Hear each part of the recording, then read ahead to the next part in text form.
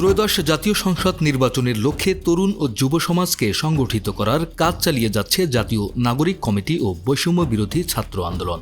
জাতীয় নাগরিক কমিটি ও বৈষম্য বিরোধী ছাত্র আন্দোলনের উদ্যোগে চলতি মাসেই নতুন দল আত্মপ্রকাশ করতে পারে।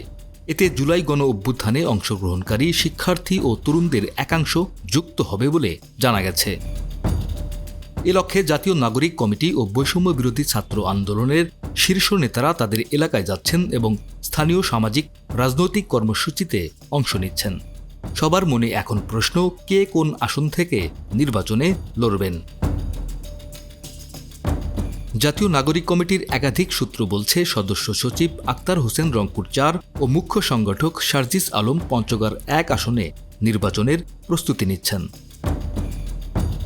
বৈষম্য বিরোধী ছাত্র আন্দোলনের আহ্বায়ক হাসনাত আবদুল্লাহ কুমিল্লা ৪ আসন থেকে ত্রয়োদশ জাতীয় সংসদ নির্বাচনে প্রতিদ্বন্দ্বিতা করতে পারেন। বৈষম্য বিরোধী ছাত্র আন্দোলনের মুখ্য সংগঠক আব্দুল হান্নান মাসুদ নোয়াখালী ৬ আসন থেকে নির্বাচন করতে কাজ শুরু করেছেন। এছাড়াও জাতীয় নাগরিক কমিটির আরও বেশ কয়েকজন কেন্দ্রীয় নেতা নির্বাচনের লক্ষ্যে তরুণ ও যুব সমাজকে সংগঠিত করার কাজ চালিয়ে যাচ্ছেন। ডেস্ক রিপোর্ট, আমাদের সময়।